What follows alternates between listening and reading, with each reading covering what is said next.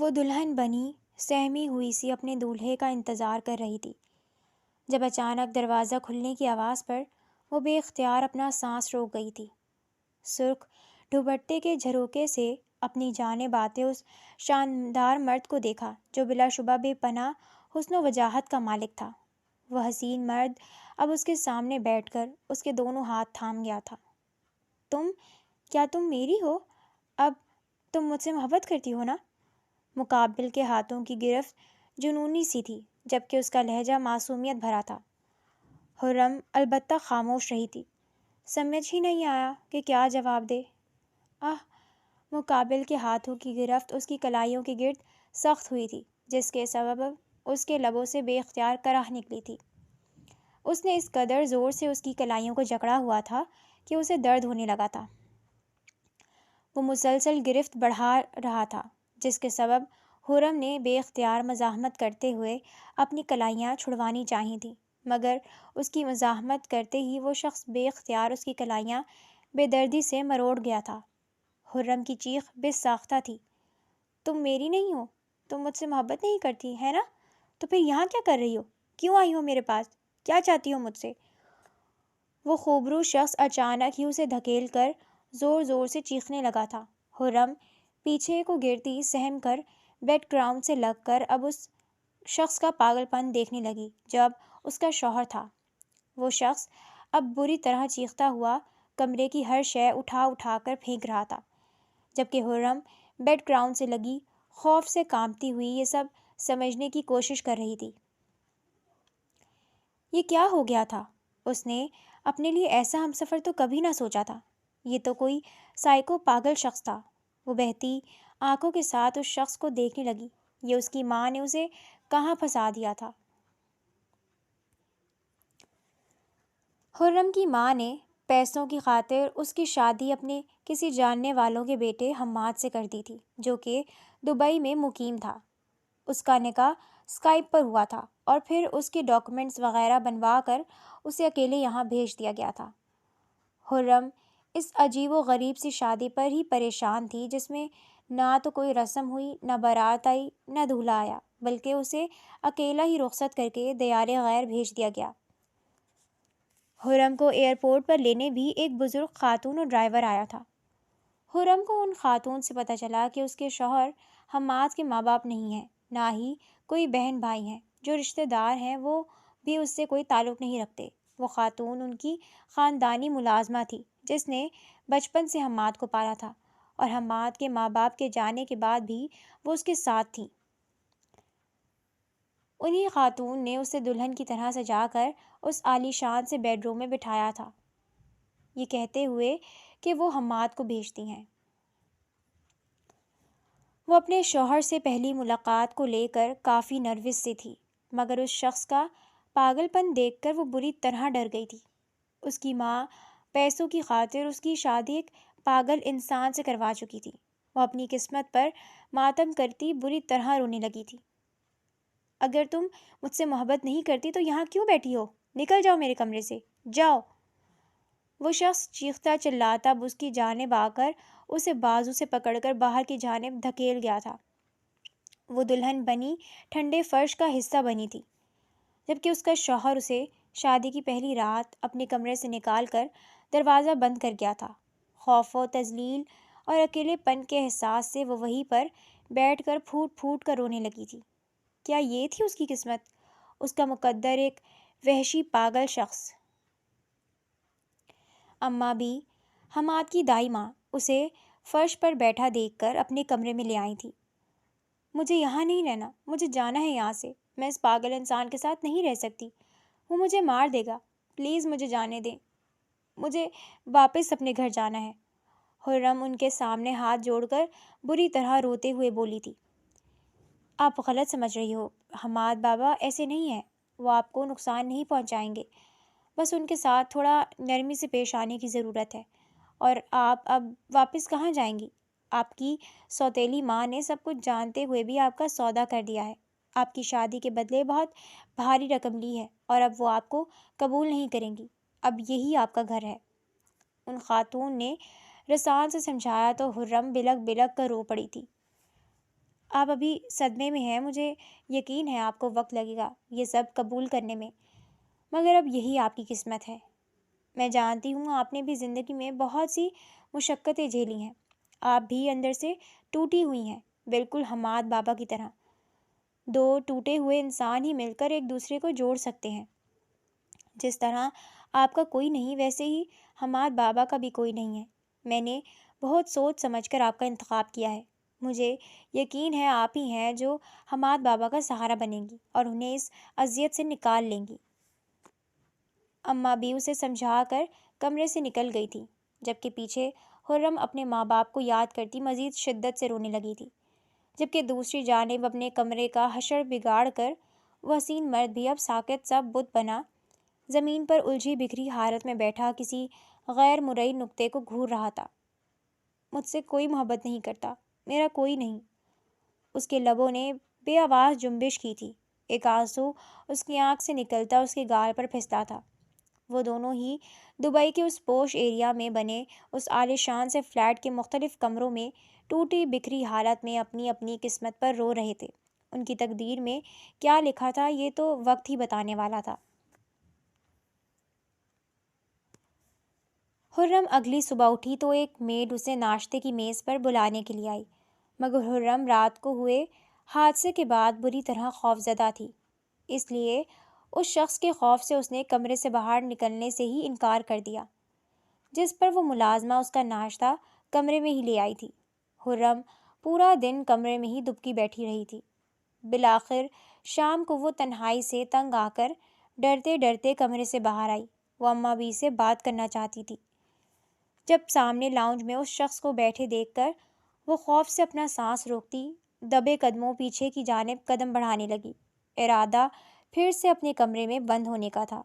جب اس شخص کی بات سنتی وہ ساکت ہوئی تھی۔ آپ نے مجھ سے جھوٹ بولا اماں بھی، آپ نے کہا وہ لڑکی میری اپنی ہے، وہ مجھ سے محبت کرے گی، مگر وہ بھی باقی سب کی طرح ہے، وہ مجھ سے محبت نہیں کرتی، مجھ سے کبھی کوئی محبت نہیں کر سکتا، میرا کوئی اپنا نہیں۔ وہ بھرپور شخص شکست خوردہ انداز میں بالکل کسی معصوم سے بچے کی مانند بولتا خرم کو ساکت کر گیا تھا۔ آپ کو اسے تھوڑا وقت دینا چاہیے نا، وہ اب آپ کی بیوی ہیں اور وہ آپ سے محبت بھی کریں گی اور ہمیشہ آپ کے ساتھ رہیں گی، وہ کبھی آپ کو نہیں چھوڑیں گی، آپ کو بس ان کے ساتھ نرمی اور محبت سے پیش آنا ہے۔ اماں بھی جواب میں اسے نہایت نرمی اور محبت سے سمجھانے لگی۔ خرم وہیں پر ساکت سی کھڑی سمجھ ہی نہیں پا رہی تھی کہ کیا کرے۔ اس شخص کی باتیں سن کر اس کا دل عجیب سے انداز میں بوجھل ہو گیا تھا۔ وہ خاموشی سے واپس اپنے کمرے میں آ گئی تھی۔ اسے یاد آیا تھا کہ اس نے اس رات کمرے میں آتے ہی اس سے یہی سوال کیا تھا کہ کیا وہ اس سے محبت کرتی ہے، اور اس کے جواب نہ دینے پر وہ بھڑکا تھا، جبکہ وہ بیچاری تو اس عجیب و غریب شادی اور پھر یوں تنہا دیار غیر میں آ کر اپنی ہی الجھنوں میں الجھی تھی۔ پھر وہ اس شخص کو پہلی ملاقات میں کیسے کہہ دیتی کہ ہاں وہ محبت کرتی ہے، وہ بھی اس شخص کو جسے پہلی بار دیکھا تھا۔ اسے اب بھی اس شخص سے خوف آ رہا تھا، مگر اس کی باتیں سن کر اب اسے اس پر ترس بھی آیا تھا۔ نہ جانے وہ کیوں ایسا ہو گیا تھا، کیا اس کے ساتھ کوئی حادثہ ہوا تھا یا وہ بچپن سے ہی ایسا تھا؟ وہ شخص اسے بالکل اپنے جیسا لگا تھا۔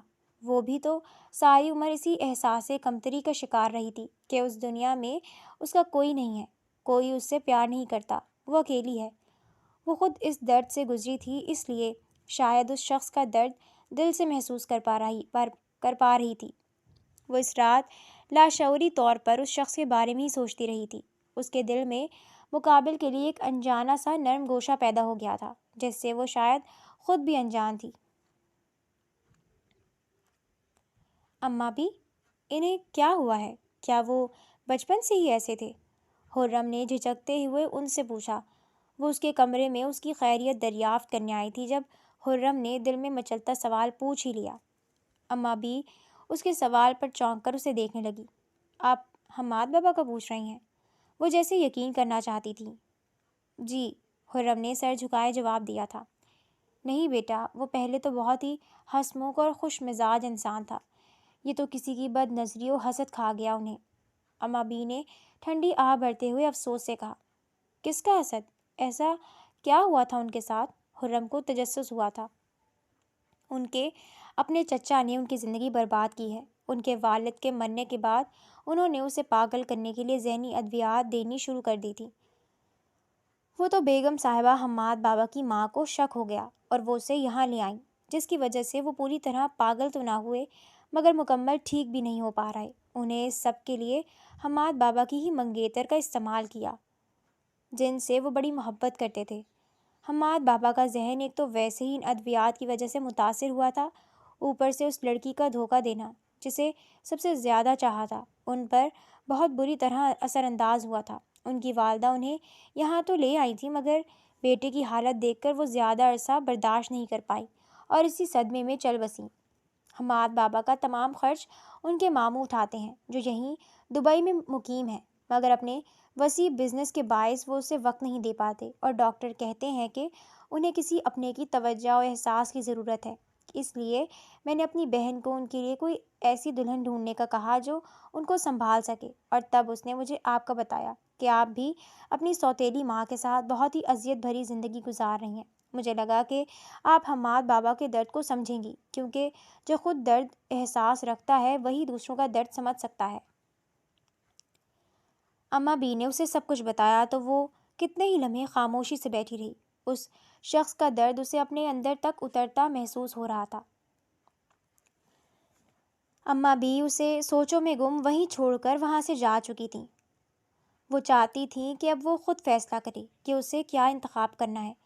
انہوں نے بے شک اس کی سوتیلی ماں کو پیسے دے کر اس کا نکاح کروایا تھا، مگر وہ پھر بھی اسے زبردستی اس رشتے کو نبھانے کے لیے مجبور نہیں کر سکتی تھیں، اس لیے اسے سب کچھ بتا کر فیصلہ اس پر چھوڑ گئی تھی۔ خرم کا دل عجیب بوجھل سا ہو رہا تھا، وہ کچھ بھی سمجھ نہیں پا رہی تھی۔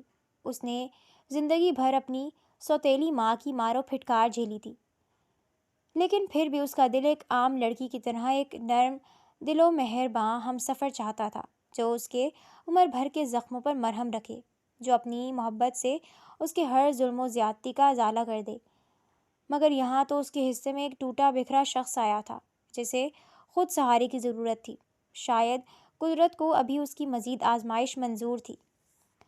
وہ ایسی زندگی نہیں چاہتی تھی، مگر اب اس کے پاس واپسی کا بھی کوئی راستہ نہیں تھا۔ اس کی سوتیلی ماں اسے اپنے سر سے بوجھ کی طرح اتار چکی تھی، بلکہ اس کا سودا کر چکی تھی، اور ان کے سوا اس کے پاس کوئی اور ٹھکانہ نہ تھا۔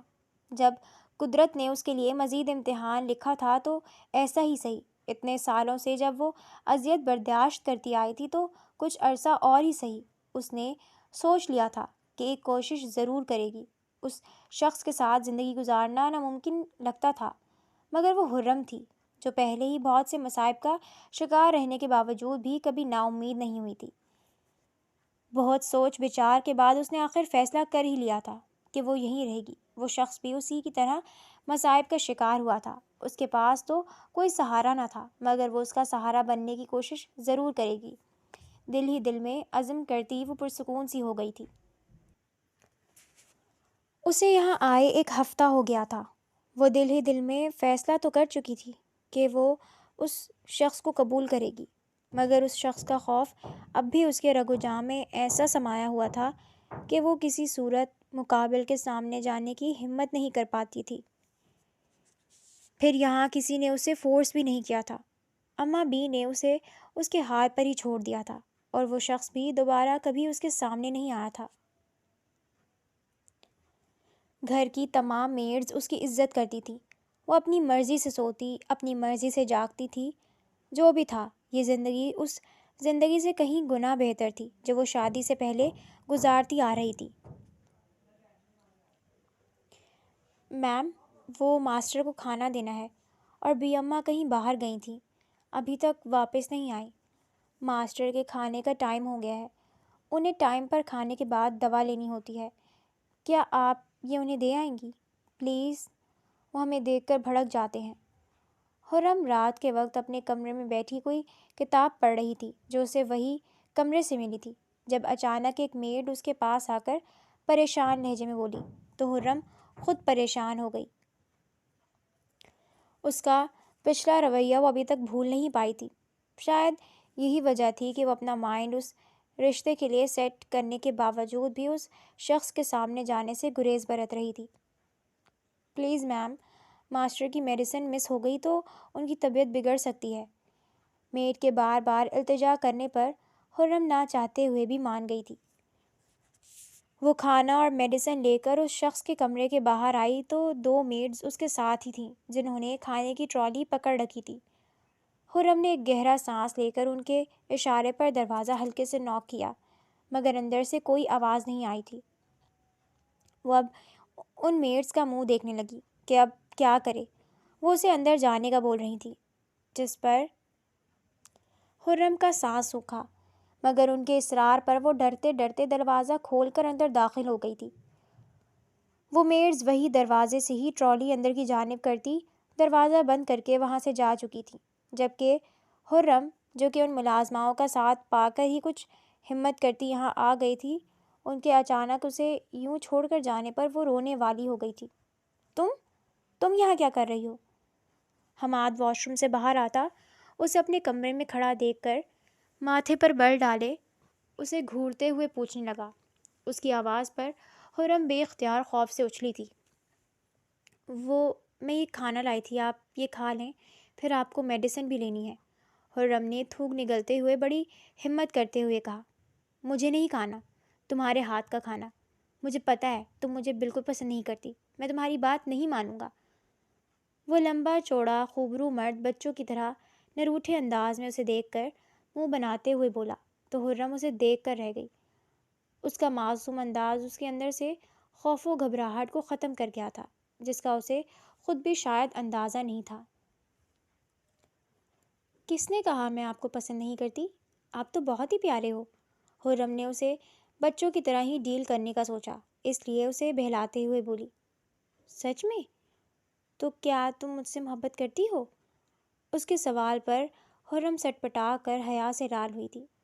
ہاں بالکل، اس لیے تو میں آپ کے لیے کھانا لائی ہوں۔ خرم کو پچھلی بار کا واقعہ اچھے سے ازبر تھا، اس لیے اس بار خاموش رہنے کی بے وقوفی ہرگز نہیں کی تھی۔ اپنی شرم و حیا سائڈ پر رکھتے ہوئے وہ فوراً بولی تھی، اس کا مطلب تم حماد کے ساتھ کھانا کھاؤ گی؟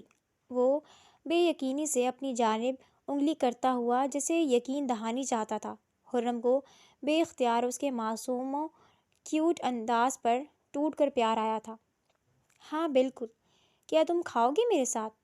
خرم نے کہا تو وہ بچوں کی طرح خوش ہوتا فوراً اسبات میں سر ہلا کر اچھے بچوں کی مانند جلدی سے سامنے صوفے پر بیٹھ گیا۔ خرم ٹرالی گھسیٹ کر صوفے کے پاس لائی اور اس کے لیے پلیٹ بنانے لگی۔ حماد اس دوران خاموشی سے اسے دیکھ رہا تھا۔ خرم نے پلیٹ کھانے سے سجا کر اس کے سامنے رکھی تو وہ کھانا کھانے کے بجائے اسے دیکھنے لگا۔ کیا ہوا؟ اسے سنجیدگی سے خود کو دیکھتا پا کر وہ جذبز ہو کر پوچھ بیٹھی تھی، کیا تم حماد کو اپنے ہاتھوں سے کھلاؤ گی؟ تم حماد سے محبت کرتی ہو تو حماد کو کھانا بھی کھلا ہی سکتی ہو۔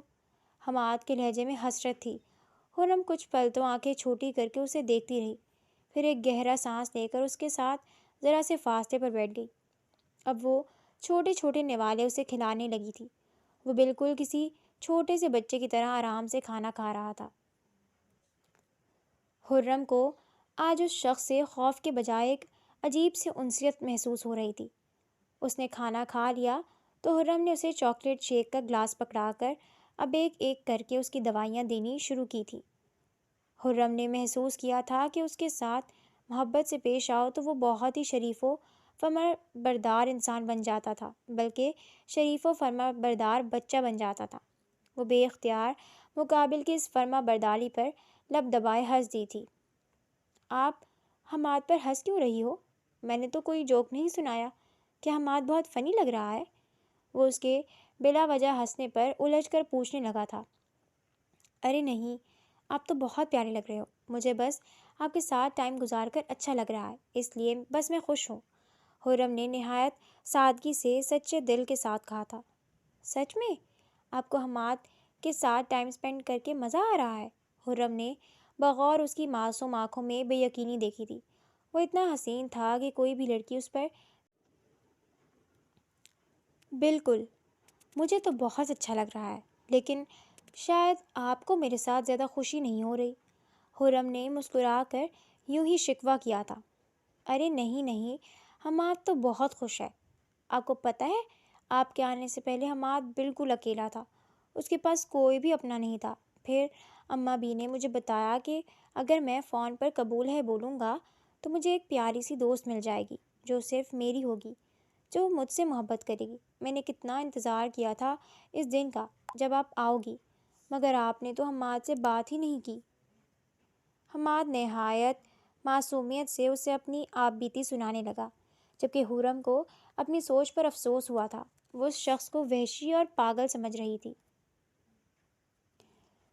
آئی ایم سوری، میں اس دن پہلی بار ملی تھی نا آپ سے، اس لیے تھوڑی نروس تھی۔ حرم نے جلدی سے اسے صفائی دی تھی۔ سوری تو مجھے آپ سے کرنی چاہیے، میں نے اس دن بہت برا بیہیو کیا، آپ اسی لیے ناراض ہو گئی تھی نا۔ آئی ایم سوری، میں اب کبھی ایسا نہیں کروں گا، آپ اب کبھی حماد سے ناراض نہ ہونا۔ حماد یہ کہتے ہوئے بچوں کی طرح اپنے دونوں کان پکڑے تو حرم نے مسکرا کر اسے دیکھا۔ آپ اب کبھی حماد کو چھوڑ کر تو نہیں جاؤ گی؟ اب سے آپ حماد کے ساتھ ہی رہو گی نا اس کے کمرے میں؟ حماد کے اس سوال پر حرم کو سمجھ نہ آیا کہ کیا جواب دے، کیونکہ اس کا ارادہ کھانا اور میڈیسن دے کر واپس اپنے اس کمرے میں جانے کا تھا جہاں وہ چند دنوں سے رہ رہی تھی۔ اس شخص سے اسے بے شک اب خوف نہیں آ رہا تھا، مگر پھر بھی وہ اس کے ساتھ ایک کمرے میں نہیں رہنا چاہتی تھی۔ مگر اس شخص کو نہ جانے کیوں وہ یہ نہیں کہہ پائی۔ اس کی معصوم سی آنکھوں میں جو امید تھی، حرم کی ہمت نہ ہوئی اس امید کو توڑنے کی۔ وہ نہ چاہتے ہوئے بھی مسکرا کر اس بات میں سر ہلا گئی تھی، جس پر حماد یس کہتا ہوا اگلے ہی پل نہایت گرم جوشی سے اسے گلے لگا گیا۔ اس کا یوں گلے لگانا حرم کے دل کی دھڑکنیں بے ترتیب کر گیا تھا۔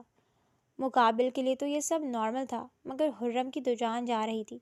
مقابل کی اس قدر قربت اسے کان کی لوؤں تک سرخ کر گئی تھی۔ اوہ، میں تو انٹرو ہی بھول گیا، میرا نام حماد ہے، آپ مجھے پیار سے کچھ بھی بلا سکتی ہو۔ آپ کا نام کیا ہے؟ اچانک کچھ یاد آنے پر حماد ماتھے پر ہاتھ مارتے بولا، میرا نام حرم ہے۔ حرم نے بھی مسکرا کر اپنا تعارف کروایا۔ آپ کا نام تو بہت پیارا ہے، میں آپ کو پیار سے حور بلاؤں گا۔ آپ مجھے پیار سے کیا بلاؤ گی؟ حماد نے اشتیاق سے پوچھا تو حرم سوچ میں پڑ گئی۔ تم بہت سویٹ سے ہو، کیوں نہ میں تمہیں ہنی بلاؤں؟ حرم نے تھوڑی سوچ بچار کے بعد بے اختیار پوچھا تو حماد اس کی بات پر خوشی سے سر ہلا گیا تھا۔ حور، تم مجھے کبھی چھوڑ کر تو نہیں جاؤ گی؟ حماد نے ایک بار پھر اپنا خدشہ دور کرنا چاہا تھا۔ نہیں، میں کہاں جاؤں گی، میرا تو کوئی بھی اپنا نہیں ہے، حرم نے اداسی سے اسے دیکھ کر کہا۔ لیکن اب تو میں ہوں نا تمہارا اپنا، میں تم سے ہمیشہ محبت کروں گا، تمہیں کہیں بھی نہیں چھوڑ کر جاؤں گا۔ حماد کے الفاظ پر حرم کی آنکھوں میں بے اختیار آنسو چمکے تھے۔ مقابل کے نہ سمجھی میں کہے گئے الفاظ اسے معتبر کر گئے تھے۔ اماں بھی، جنہوں نے جان بوجھ کر ان دونوں کو قریب کرنے کے لیے سب کیا تھا، وہ کمرے کی گیلری میں بنی کھڑکی سے ان دونوں کی ہنستا مسکراتی آوازوں پر پرسکون ہوتی اب وہاں سے ہٹ کر اپنے کمرے کی جانب بڑھ گئی تھیں۔ حرم کی صبح آنکھ کھلی تو اس حسین مرد کو بچوں کی طرح خود سے چپک کر سوتے دیکھ کر وہ شرم و حیا سے لال ہوئی تھی۔ اسے یقین ہو گیا تھا کہ اس کا شوہر اپنی معصومیت و بچپنے میں اس کی جان نکال دے گا ایک دن۔ اس نے دہکتے ہوئے گانوں کے ساتھ سوچتے ہوئے ایک نظر اس کے حسین چہرے کو دیکھا۔ وہ شخص بلا شبہ بلا کا حسین تھا۔ حرم کو دل ہی دل میں اپنی قسمت پر رشک ہوا تھا۔ وہ کتنے ہی لمحے اسے دیکھتی رہی تھی، پھر اپنی اس حرکت پر شرما کر اس کے حصار سے نکل گئی۔ وہ دونوں ساتھ میں ہی ناشتے کے لیے کمرے سے نکلے تھے۔ بی اماں نے حماد کو مسکراتے دیکھ کر شکر کا سانس لیا تھا، جبکہ حرم بھی اس کے ساتھ کافی پرسکون لگ رہی تھی۔ ناشتے کے بعد حماد حرم کو اپنے ساتھ اپنے آرٹ روم میں لے آیا جہاں وہ پینٹنگ کرتا تھا۔ وہ بڑا سا کمرہ تھا جہاں ہر سائز کے بڑے چھوٹے کینوس موجود تھے۔ ایک طرف بڑی سی الماری آرٹ کے مختلف ساز و سامان سے بھری ہوئی تھی۔ حماد نے نہایت پرجوش سا اسے اپنی بنائی گئی پینٹنگز دکھائیں تو وہ حیران رہ گئی۔ اس کی ذہنی حالت کے لحاظ سے اس کی بنائی گئی پینٹنگز نہایت ہی دلکش تھیں اور یہ بات خرم کو حیرت میں مبتلا کر گئی تھی۔ حور، آپ ادھر بیٹھو، میں آپ کی پینٹنگ بناتا ہوں۔ خرم بغور وہ خوبصورت پینٹنگز دیکھ رہی تھی جب اچانک حماد نے نہایت ہی ایکسائٹڈ انداز میں کہا۔ خرم نروس سے اسٹول پر بیٹھ گئی جہاں حماد بول رہا تھا، جبکہ حماد اب سامنے کھڑے کینوس میں پیپر سیٹ کرتے، اب برش اٹھاتے کینوس پر چلانے لگا تھا۔ حور البتہ یک ٹک اسے نہایت سنجیدگی سے یہ سب کرتے ہوئے دیکھ رہی تھی۔ وہ پینٹ کرتے ہوئے نہایت ہی سوبر اور وقار سا انسان لگ رہا تھا۔ ایسا لگتا ہی نہ تھا کہ اس شخص کو کوئی ذہنی مسئلہ بھی ہے۔ پھر اس کی بنائی گئی پینٹنگز بھی کمال تھیں۔ ایک ذہنی مریض بھلا اتنا ٹیلنٹڈ کیسے ہو سکتا ہے؟ خرم یہی سوچ کر الجھی تھی۔ وہ اس وقت بالکل ایک عام انسان لگ رہا تھا، بالکل نارمل بیہیو کر رہا تھا۔ ہو گیا۔ وہ ابھی اس شخص کی ذات کے پہلوؤں میں الجھی ہوئی سی تھی کہ حماد کے کہتے ہی وہ چونک کر اپنی سوچوں سے نکلی۔ اتنی جلدی؟ اس کی حیرت میں اضافہ ہوا تھا، یا شاید اس شخص کی سوچوں میں گم اسے ہی احساس نہیں ہوا تھا۔ اس نے بمشکل آدھا گھنٹہ ہی لگایا ہوگا۔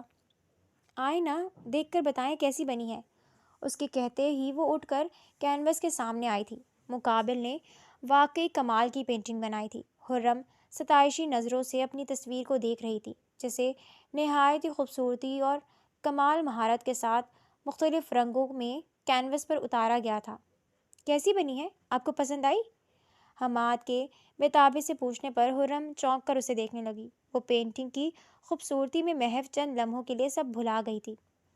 بہت بہت بہت پیاری ہے، مجھے بہت پسند آئی۔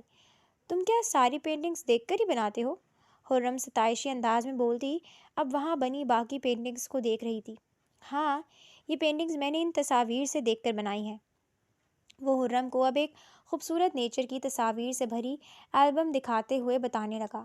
وہ اب اسے نہ جانے کہاں کہاں کے قصے سنا رہا تھا۔ خرم کو احساس ہو رہا تھا کہ اس کی کچھ باتیں اور حرکات بالکل نارمل ہوتی تھیں۔ ان دونوں نے ہی وہ خوبصورت دن ایک دوسرے کی سنگت میں گزارا تھا۔ حماد خرم کے ساتھ بےحد خوش تھا، جبکہ خرم بھی بہت مطمئن تھی۔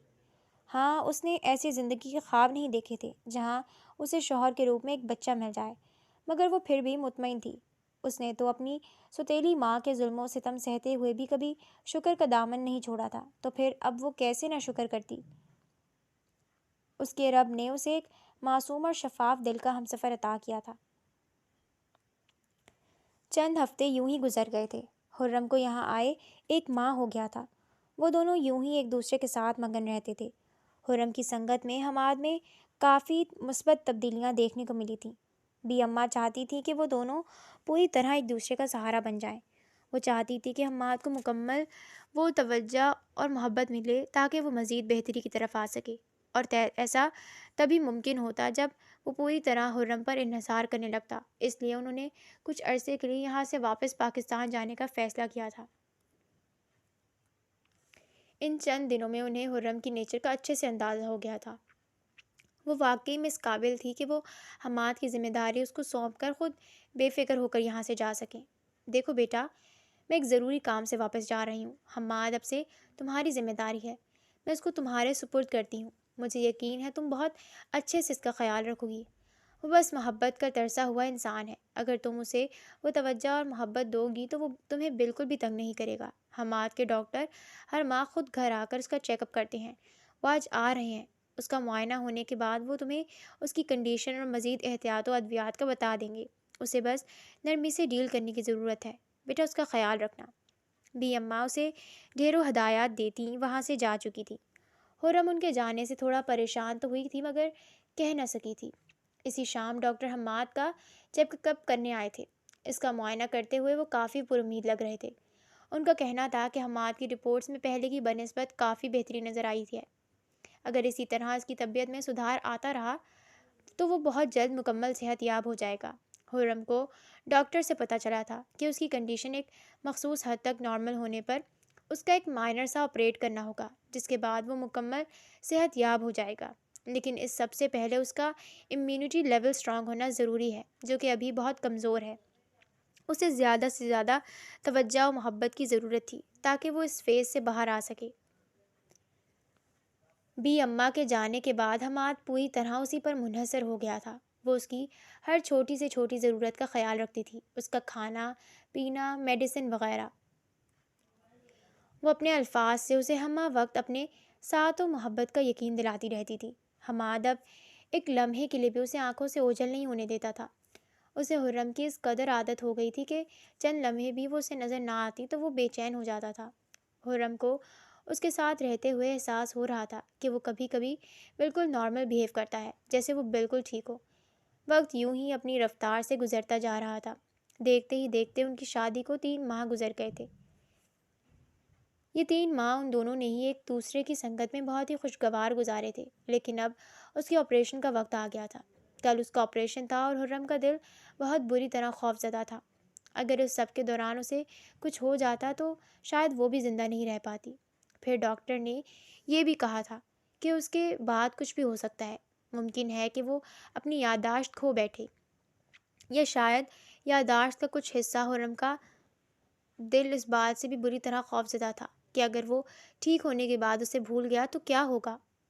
ان چند ماہ میں سائے کی طرح اس کے ساتھ رہتے، اسے ہر پل اپنی محبت کا یقین دلاتے، وہ سچ میں اس سے محبت کر بیٹھی تھی۔ اگر وہ اسے بھول جاتا یا چھوڑ دیتا تو وہ نہ جانے کہاں جاتی۔ اس کے پاس تو اب کوئی سہارا بھی نہ تھا۔ کیا ہوا حور؟ تم اتنی پریشان کیوں ہو؟ وہ انہی سوچوں میں گم بیٹھی تھی جب حماد ہیئر برش تھامے بیڈ پر اس کے ساتھ دھپ سے آ کر بیٹھا۔ نہیں تو میں تو بالکل بھی پریشان نہیں ہوں۔ حرم نے خود پر قابو پاتے ہوئے اس کے ہاتھ سے برش لیتے اس کے بال برش کرتے ہوئے کہا، ہنی کیا تم مجھے بھول جاؤ گے؟ حرم نے آج اس کی طرح بچوں کے سے انداز میں پوچھا تھا۔ میں آپ کو بھول کر اور کسے یاد رکھوں گا؟ کیا کوئی ہے میرا آپ کے علاوہ حور؟ حماد کے لاپرواہی سے کیے گئے سوال پر حرم کا دل بے اختیار دھڑکا تھا۔ حماد مجھے کبھی مت چھوڑنا، میں مر جاؤں گی اگر کبھی تم نے مجھ سے منہ موڑ لیا تو۔ حرم نے اس کا چہرہ ہاتھوں کے پیالے میں لیے بھیگی ہوئی آواز میں کہا۔ اسے دیکھ کر ہی لگ رہا تھا کہ وہ کسی بھی وقت رو دے گی۔ حور تم ایسی باتیں کیوں کر رہی ہو؟ حماد کیوں بھلا اپنی حور کو چھوڑے گا؟ ہم نے تو پرومس کیا ہے نا کہ ہم ہمیشہ ساتھ رہیں گے، اور حماد کبھی اپنا پرومس نہیں توڑتا۔ حماد اس کی حالت پر پریشان ہو کر اسے یاد کرانے لگا۔ ہنی مجھے بہت ڈر لگ رہا ہے، آج کیا تم پلیز مجھے حق کرو گے؟ حرم اپنے جذبات کو قابو کرنے میں ناکام ہو کر بے اختیار کہہ بیٹھی تھی۔ نہ جانے اسے کیوں لگ رہا تھا کہ پھر اسے یہ لمحات میسر نہیں آئیں گے۔ اس کے کہتے ہی حماد نہایت گرم جوشی سے اسے گلے لگا گیا تھا۔ حرم کی آنکھوں میں ٹھہرے آنسو بہتے حماد کی سویٹر میں جذب ہو گئے تھے۔ وہ اس کے گرد حصار باندھتی آنکھیں موند گئی تھی۔ اگلی صبح حرم کے اعصاب پر خاصی بھاری ثابت ہوئی تھی۔ وہ آپریشن روم میں جانے تک حماد کے ساتھ رہی تھی، جو کہ ہسپتال آ کر ہی کافی گھبرایا ہوا لگ رہا تھا۔ حرم کی اپنی حالت خراب ہونے کے باوجود بھی وہ اسے مسلسل تسلیاں دے کر بہلاتی رہی تھی، مگر جیسے ہی اسے آپریشن کے لیے لے کر گئے، اس کے سامنے خود کو مضبوط ظاہر کرتی حرم پھوٹ پھوٹ کر رو دی تھی۔ بی اماں بھی چند دنوں پہلے ہی آپریشن کا سن کر واپس آئی تھیں۔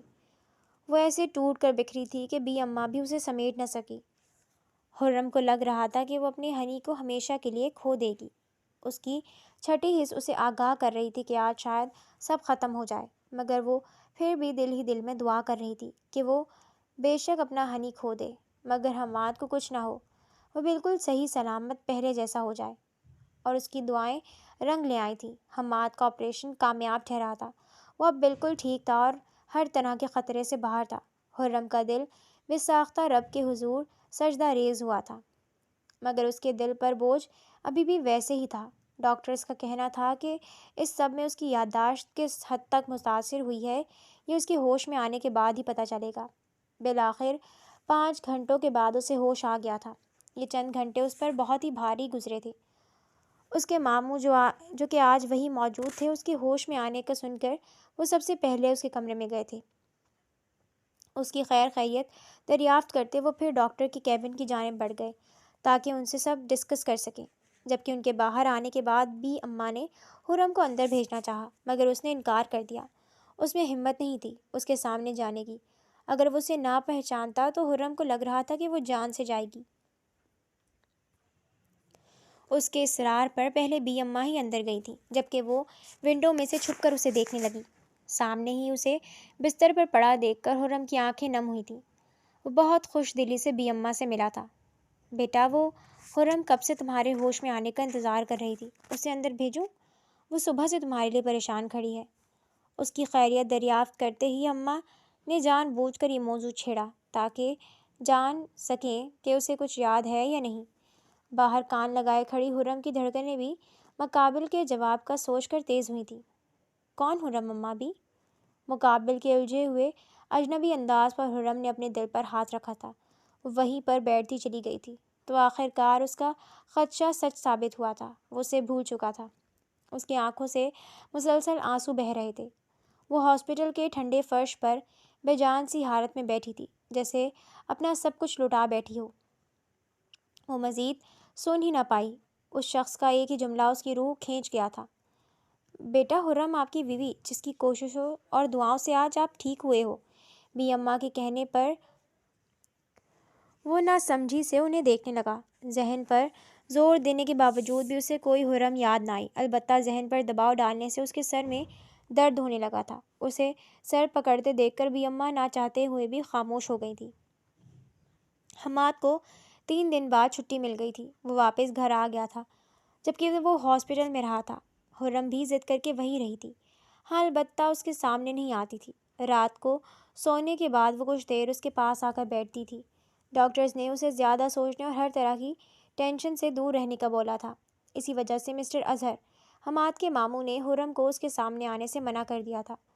اس کی چھٹی ہونے کے بعد انہوں نے خرم کو ایک الگ اپارٹمنٹ میں بھیج دیا تھا۔ ان کا کہنا تھا کہ وہ ابھی حماد کی طبیعت پر رسک نہیں لے سکتے۔ جب تک وہ مکمل صحت یاب نہیں ہو جاتا تب تک خرم اس سے دور ہی رہے، کیونکہ وہ ان کے بھانجے کی بیوی تھی اور اس نے ہی ان کے بھانجے کو ٹھیک کرنے میں بہت مدد کی تھی۔ اس لیے مسٹر اظہر اس کا خرچہ خود اٹھانے کے لیے تیار تھے۔ انہوں نے اس کی کاوشوں کے بدلے اسے دبئی میں ہی ایک فلیٹ، گاڑی، چند میڈز اور اپنی ایک کمپنی کے 30% شیئر بھی دیے تھے، جن کا پروفٹ اسے ہر ماہ ملنے والا تھا۔ لیکن وہ چاہتے تھے کہ وہ حماد سے دور رہے جب تک وہ مکمل ریکور نہیں ہو جاتا۔ خرم نے اپنی پوری زندگی محرومیوں میں گزاری تھی، مگر اب دنیا کی تمام آسائشیں بھی پا کر وہ خوش اور مطمئن نہیں تھی، کیونکہ اس کی محبت، اس کا شوہر اس سے دور ہو گیا تھا۔ وہ اسے بھول گیا تھا۔ یہ بات خرم کو اندر ہی اندر ختم کر رہی تھی۔ اس نے مسٹر اظہر کی تمام باتیں خاموشی سے مان لی تھی۔ وہ خود بھی تو حماد کی سلامتی چاہتی تھی۔ دوسری جانب حماد اب گھر آ گیا تھا۔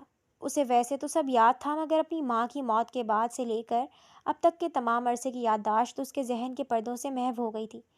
شاید اپنی ماں کی موت کے بعد اس کی حالت مزید بگڑ گئی تھی۔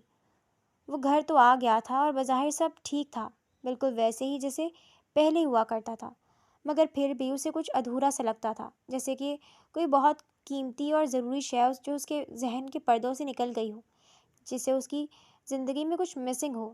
اس دن کے بعد ہی بی اماں نے کبھی خرم کا ذکر نہیں کیا تھا۔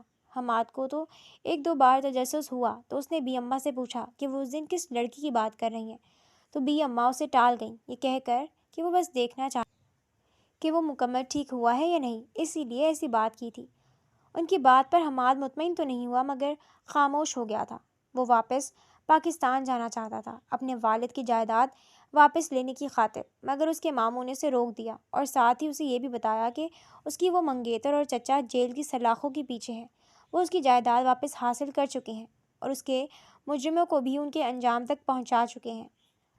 حماد کو گھر آئے 1 ہفتہ ہو گیا تھا۔ وہ پورا دن یوں ہی اپنے کمرے میں رہ کر گزار دیتا تھا۔ ڈاکٹر نے بھی اسے کمپلیٹ ریسٹ بتایا تھا اور ابھی بھی اسے سکون آور ادویات دی جا رہی تھیں، جس کے باعث وہ زیادہ تر سویا ہی رہتا تھا۔ مجھے خرم میم اور ماسٹر کے لیے بہت افسوس ہو رہا ہے۔ وہ دونوں ایک ساتھ کتنے خوش اور پیارے لگتے تھے نا۔ نہ جانے خرم میم پر کیا گزر رہی ہوگی۔ وہ کتنی محبت کرتی تھی ماسٹر حماد سے، ایک پل کے لیے ان سے غافل نہیں ہوتی تھی۔ حماد ٹھنڈی ہوا کے لیے کچھ دیر بالکنی میں آیا تھا، جب سامنے لاؤنج کی جانب بنی کھڑکی کے پاس کھڑی 2 میڈس کی بات پر وہ چونکا تھا۔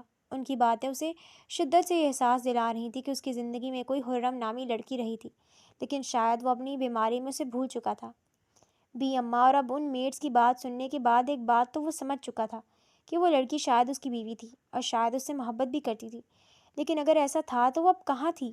اگر وہ اس کی بیماری میں اس کے ساتھ رہی تھی تو اس کے صحت یاب ہونے کے بعد کہاں چلی گئی تھی؟ اور یہ سب لوگ کیوں اسے اس کے بارے میں نہیں بتانا چاہتے تھے؟ اس کی منگیتر نے جو کچھ اس کے ساتھ کیا تھا، اس کے بعد سے تو اس کا محبت اور وفا جیسے جذبوں سے اعتبار ہی اٹھ گیا تھا، مگر اس انجانی لڑکی کو لے کر وہ تجسس میں پڑ گیا تھا۔ وہ جاننا چاہتا تھا کہ وہ کون تھی اور ان دونوں کے درمیان کس طرح کا تعلق تھا، اور اب وہ کہاں تھی۔ ایک چیز تو وہ سمجھ گیا تھا کہ یہاں کوئی بھی اسے اس لڑکی کے بارے میں نہیں بتائے گا، اسے خود ہی جاننا تھا۔ سب سے پہلے اس نے آرٹ روم کا رخ کیا تھا جہاں اس کا موبائل رکھا تھا۔ اس کی طبیعت کی وجہ سے ڈاکٹر نے اسے ہر طرح کی سرگرمیوں سے دور رہنے کو بولا تھا، ساتھ ہی کچھ وقت تک موبائل فون استعمال کرنے سے بھی روکا تھا، جس کی وجہ سے اس کو موبائل اور لیپ ٹاپ اس کے آرٹ روم میں ہی رکھ کر اسے لاک کر دیا گیا تھا۔ حماد نے نہایت ہوشیاری اور خاموشی سے ماسٹرز کی لے کر رات کو سب کے سونے کے بعد آرٹ روم کا رخ کیا تھا۔ اپنی شام کی دوائی اس نے مس کر دی تھی تاکہ نیند نہ آئے۔ آرٹ روم میں آ کر حماد کی نظریں بے اختیار سامنے پڑے سے کینوس پر بنی ایک خوبصورت لڑکی کی پینٹنگ پر پڑی تھی۔ حماد بغور پینٹنگ میں موجود اس خوبصورت لڑکی کو دیکھنے لگا جسے وہ پہلی بار دیکھ رہا تھا، مگر پھر بھی اسے دیکھ کر ایک الگ سی انسیت محسوس ہو رہی تھی۔ حماد کے دل نے گواہی دی تھی کہ یہی حرم ہے، یہ اس کا پرسنل آرٹ روم تھا۔ وہ اس پینٹنگ کو پہچانتا تھا، اس کا انداز بتاتا تھا کہ یہ پینٹنگ اسی نے بنائی تھی، اور اگر اس نے کسی لڑکی کو اپنے آرٹ روم میں لا کر اس کی پینٹنگ بنائی تھی تو مطلب صاف تھا، وہ لڑکی یقیناً بہت ہی خاص تھی اس کے لیے۔ حماد کتنی ہی دیر اس پینٹنگ کو دیکھتا رہا تھا۔ اس لڑکی کو دیکھ کر اس کا دل ایک انجانے احساس کے ساتھ دھڑکا، جیسے پہچانتا ہو اس چہرے کو، جیسے بڑا ہی کوئی گہرا تعلق ہو اس لڑکی کے ساتھ، اس دل کا۔ حماد نے اب وہاں بنی کبرڈ سے اپنا موبائل نکالا تھا۔ اس کا ارادہ اپنے پرسنل گارڈ سے رابطہ کرنے کا تھا، جو کہ اصل میں بی اماں کا بیٹا تھا، ساتھ ہی حماد کا دوست اور گارڈ بھی تھا۔ جب وہ بیمار تھا تو وہ یہیں ہوتا تھا۔ اب وہ کسی وجہ سے اس کے ٹھیک ہونے سے پہلے پاکستان چلا گیا تھا، مگر اسے یقین تھا کہ وہ اس لڑکی کے متعلق جانتا ہے اور اسے بھی ضرور بتائے گا۔ اس نے جو ہی موبائل فون آن کیا، سامنے وال پیپر پر لگی اپنی اور اس لڑکی کی ہنستی مسکراتی تصویر دیکھ کر وہ ساکت سا ہوا تھا۔ وہ اس لڑکی کے گلے میں بازو ڈالے مسکرا رہا تھا، جبکہ وہ بھی شرمیلی سی مسکان لبوں پر سجائے ہوئے شاید موبائل تھامے سیلفی لے رہی تھی۔ حماد نے جلدی سے اپنی موبائل کی گیلری اوپن کی تو وہ پوری طرح اس لڑکی کی اور ان دونوں کی تصاویر سے بھری ہوئی تھی۔ کہیں وہ اسے کھانا کھلا رہی تھی تو کہیں وہ اسے تنگ کرتا ہوا نظر آ رہا تھا، کہیں وہ دونوں آرٹ روم میں رنگوں میں نہائے نظر آ رہے تھے تو کہیں لاؤنج میں گیم کھیلتے ہوئے۔ کچھ تصاویر صرف اس لڑکی کی تھیں جو شاید حماد نے اس کی بے خبری میں لی تھی۔ حماد کے ذہن کے پردوں پر ان تصاویر کو دیکھ کر دھندلے سے مناظر واضح ہونے لگے تھے۔ اسے اپنے سر میں شدید درد اٹھتا محسوس ہوا تھا۔ وہ اگلے ہی پل چکرا کر وہیں گر گیا۔ اسے ہوش آیا تو وہ اپنے کمرے میں اپنے بیڈ پر تھا۔ اس کے ارد گرد 2 ڈاکٹرز اور چند نرس موجود شاید اس کا ٹریٹمنٹ کر رہے تھے۔ ایک جانب بی اماں پریشان سی کھڑی تھی۔ اس کے ماموں ملک سے باہر گئے ہوئے تھے، اس لیے انہیں ابھی خبر نہیں ہوئی تھی۔ بی اماں جو رات کو اکثر اسے دیکھنے آتی تھی، اسے کمرے میں نہ پا کر انہوں نے پریشانی سے اسے تلاش کیا تو وہ انہیں بے ہوش پڑا ملا۔ انہوں نے فوراً ڈاکٹر کو کال ملائی اور 2 گارڈز کو بلا کر اسے کمرے میں پہنچایا۔ تب تک ڈاکٹرز کی ٹیم بھی پہنچ گئی تھی۔ وہاں پر بہت سے لوگ موجود تھے، مگر حماد کی آنکھوں کے سامنے صرف ایک ہی چہرہ واضح تھا۔ وہ تھا حرم کا چہرہ، اس کی حور، جو کہ وہاں پر کہیں نہیں تھی۔ اسے سب یاد آ گیا تھا، حرم کے ساتھ گزرا ایک ایک لمحہ، وہ ان کے آخری رات کے لمحات، اس کے خدشے، اس کے آنسو۔ مگر تشویشناک بات یہ تھی کہ وہ اس کے ٹھیک ہونے کے بعد کہاں چلی گئی تھی، اور سب لوگ کیوں اس سے حرم کے متعلق چھپا رہے تھے۔ بی اماں، حور کہاں ہے؟ بی اماں جیسے ہی اس کے قریب آئیں، وہ تڑپ کر بولا تھا۔ بی اماں ساکت سے اسے دیکھنے لگی۔ بی اماں مجھے بتائیں، کہاں ہے میری حور؟ وہ میرے پاس کیوں نہیں ہے؟ اس نے وعدہ کیا تھا وہ مجھے کبھی نہیں چھوڑے گی، تو اب کہاں چلی گئی وہ مجھے اس حالت میں چھوڑ کر، جب مجھے اس کی سب سے زیادہ ضرورت ہے؟ حماد چیختے ہوئے بولا تو ڈاکٹرز بھی پریشان ہو گئے۔ دیکھیں، ان کے لیے یہ سب ٹھیک نہیں ہے، یہ جنہیں بلا رہے ہیں انہیں فوراً یہاں بلائیں، ورنہ یہ اچھا نہیں ہوگا ان کے لیے۔ ڈاکٹر کی بات پر بی اماں کے چہرے کا رنگ سفید ہوا تھا۔ حماد بابا، حور کہیں نہیں گئی، وہ یہیں ہے، آپ کے ٹھیک ہونے کا انتظار کر رہی ہے۔ اب اسے پہچان نہیں رہے تھے اور ڈاکٹرز نے منع کیا تھا کہ آپ کے دماغ پر زور نہ پڑے، اسی لیے ہم نے اسے دوسرے اپارٹمنٹ میں بھیج دیا۔ بی اماں کی بات پر حماد کچھ پرسکون ہوا، مگر ان کی بات انہیں تڑپا گئی تھی۔ تو آخر اس کا معصوم خدشہ سچ ہو گیا۔ وہ اپنی حور کو ہی بھول گیا تھا، وہ جس نے اس وقت اسے تھاما جب وہ خود ہی اپنے آپ سے نفرت کرتا تھا۔ ٹھیک ہو کر وہ اسے ہی بھلا بیٹھا تھا۔ نہ جانے اس معصوم پر کیا گزری ہوگی، وہ کس قدر اذیت میں ہوگی، کتنی اکیلی ہو گئی۔ میں اسے بلا لیتی ہوں حماد بابا، اب فکر نہ کریں، بی اماں فوراً بولی تھی۔ نہیں بی اماں، میں خود جانا چاہتا ہوں اس کے پاس، میں خود اسے اپنے پاس لانا چاہتا ہوں۔ حماد نے انہیں روکتے ہوئے کہا تو وہ پریشانی سے پہلے اسے پھر ڈاکٹرز کو دیکھنے لگی جو خود پریشان تھے، مگر اس وقت اس کی کنڈیشن ایسی نہیں تھی کہ اسے کسی چیز سے منع کیا جاتا۔ خرم اپنی کمرے کی کھڑکی کے پاس اداس سی کھڑی تھی۔ وہ پورا دن یوں ہی گمسم سی گزار دیتی تھی، اس کے پاس سب کچھ ہوتے ہوئے بھی جیسے کچھ نہ تھا۔ وہ ایک شخص اس کی زندگی ویران کر گیا تھا۔ وہ تھا تو زندگی کا ہر رنگ خوبصورت تھا، وہ دور ہو گیا تو جیسے اس کے لیے ہر رنگ پھیکا پڑ گیا تھا۔ اس کا پورا دن اس شخص کی یادوں میں گم گزر جاتا تھا جو کہ اسے پوری طرح بھلا چکا تھا۔ وہ اکثر ساری رات روتی رہتی تھی، شاید اس کی آزمائشیں کبھی ختم نہیں ہونے والی تھیں۔ وہ اس وقت بھی اسی شخص کو یاد کر رہی تھی جو اس کے دل و جان میں خون کی مانند دوڑتا تھا۔ جب دروازہ کھل کر بند ہونے کی آواز آئی مگر وہ پھر بھی ویسے ہی بیٹھی رہی، مگر جب کسی نے نہایت نرمی اور اسے اپنے حصار میں لیا تو وہ بری طرح چونک گئی۔ حور، سرگوشی میں پکارے جانے والے اپنے نام کی باز گشت اس کی نم آنکھوں میں آنسو لے آئی تھی۔ آئی ایم سوری، حماد نے پھر آپ کو ہرٹ کیا۔ حماد بہت برا ہے نا، پلیز مجھے معاف کر دیں۔ وہ اس کا رخ اپنی جانب کرتا نہایت محبت سے اس کے آنسو صاف کر کے بچوں کی طرح کان پکڑ کر بولا تو خرم اپنے ہنی کو اتنے عرصے بعد اپنے سامنے پا کر آنسو بھری آنکھوں کے ساتھ ہنس کر اس کے سینے سے لگ گئی۔ حماد نے بھی نہایت محبت سے اسے سمیٹ لیا تھا۔ تمہیں میں یاد ہوں؟ خرم بے یقینی میں پوچھنے لگی۔ آپ بھی کوئی بھولنے والی چیز ہو؟ حماد نے مسکرا کر اس کی پیشانی پر لب رکھے تو وہ جھیپ گئی۔ لیکن تم تو بھول گئے تھے۔ پھر بھی، خرم نے